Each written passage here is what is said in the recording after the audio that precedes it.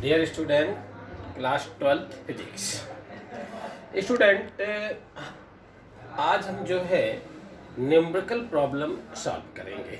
Chapter 3 का electrical current का जो नोट्स का है, तो ये पेज नंबर 28 में दो न्यूमेरिकल हैं, उन्हें हम सॉल्व करेंगे।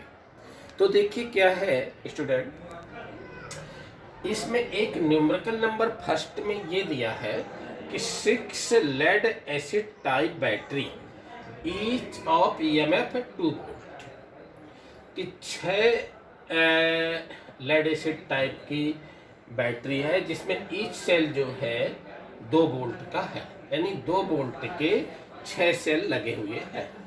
अब एंड इंटरनल रेजिस्टेंस कितना है? 0.015 ओम आर जॉइंट इन सीरीज। काहे में जुड़े हुए हैं? सीरीज में जुड़े हुए हैं।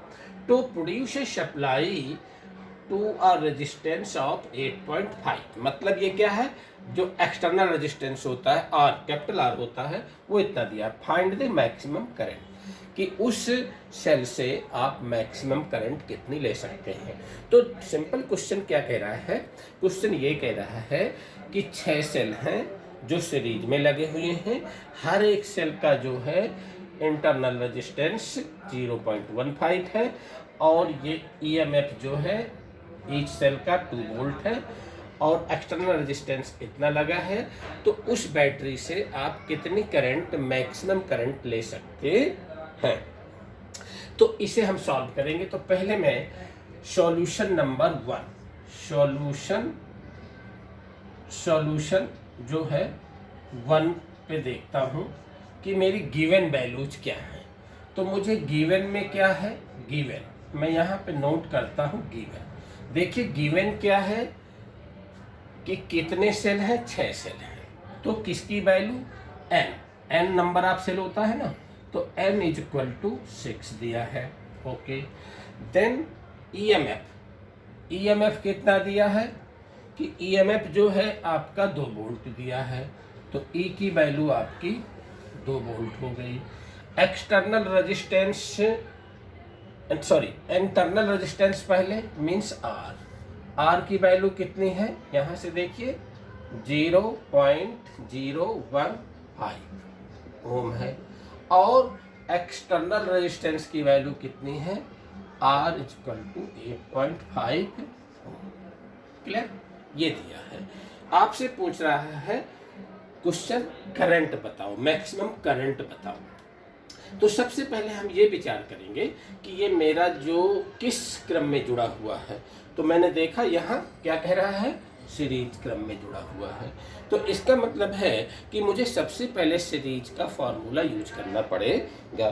तो आप सीरीज का फॉर्मूला जानते हैं क्या? I इक्वल टू करंट का वैल्यू होता है NE upon R plus NR।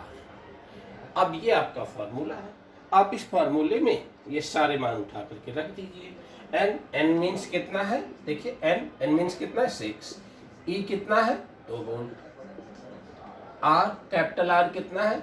8.5 plus n का मान 6 इंटू R का मान है 0.015।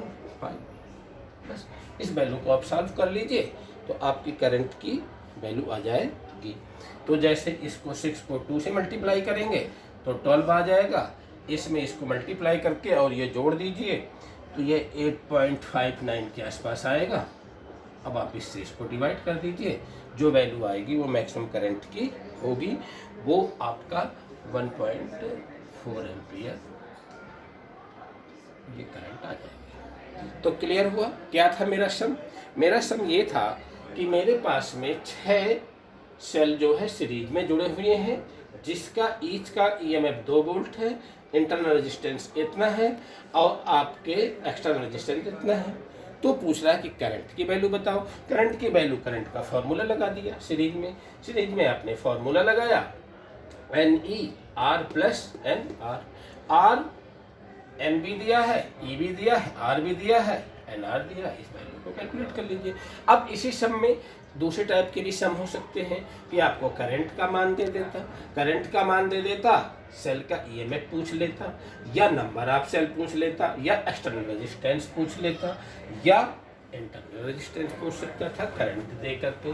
तो आपको पहले ऐसे सम्स में क्या करना है, आपको ये आइडेंटिफाई पक्का करना है कि क्या सीरीज है, पैरेलल है, मैक्सिमम करंट का फॉर्मूला क्या होगा, और इनकी जो वैल्यूज हैं वो वैल्यू इसके अकॉर्डिंग होनी चाहिए। जैसे ये मिली वोल्ट होता तो आपको इसको वोल्ट में चेंज करना पड़ता, ये ओम की जगह किलो ओम होता तो उसे ओम में लाना पड़ता।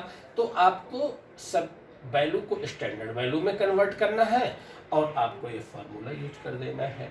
तो आपका इक्वेशन ये न्यूमेरिकल प्रॉब्लम 1 जो है ये सॉल्व हो गया। अब मैं इसी तरह देखिए कि अब मैं इसे मिटा देता हूँ कि मैं अब दूसरे प्रॉब्लम को पढ़ता हूँ।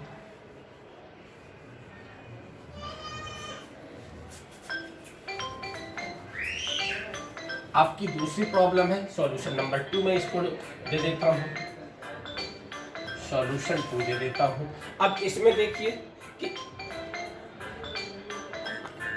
इसमें सॉल्यूशन 2 में क्या है, ये कह रहा है कि कितना सेकेंडरी सेल का EMF है 1.9 वोल्ट है और इंटरनल रेजिस्टेंस क्या है 380 है। तो फाइंड द मैक्सिमम करंट। इसका देखिए कि स्टूडेंट जब किसी सेल को काफ़ी देर तक यूज कर लेते हैं तो उसका इंटरनल रेजिस्टेंस बहुत ज़्यादा हो जाता है। इसीलिए आप देखते हैं इस प्रॉब्लम में इंटरनल रेजिस्टेंस जो है ये 380 ओम हो गया। तो इस केस में अब मैं देखूं इसमें गिवन वैल्यूज क्या है। तो इसमें आपकी गिवन वैल्यूज है, गिवन सबसे पहले नोट करिए कि गिवन क्या है। गिवन में है EMF आपका दिया है कितना 1.9 वोल्ट, E की वैल्यू कितनी दी है 1.9 वोल्ट, और आपका R इंटरनल रेजिस्टेंस R का वैल्यू दिया है R इक्वल टू 380 ओम। पूछ क्या रहा है कि मैक्सिमम करंट बताओ, और एक चीज और ये पूछ रहा है, देखिए यहाँ पढ़िए, could the cell drive the starting motor of a car, कि क्या ये सेल मोटर कार को ड्राइव कर सकता है क्या। तो अभी हम इसमें करंट निकालें, देखें कि स्ट्रेंथ ऑफ द करंट कितनी है। तो इसमें आप करंट का फॉर्मूला लगाएंगे तो I इक्वल टू होगा E R प्लस R। अब इसमें मैक्सिमम करंट कह रहा है, तो मैक्सिमम करंट के केस में दिस शुड बी 0। तो मीन्स फॉर्मूला क्या बचा E अपॉन R। E की वैल्यू कितनी है, देखिए यहाँ 1.9 है तो 1.9 रख दीजिए। R की वैल्यू कितनी है 380 ओम है।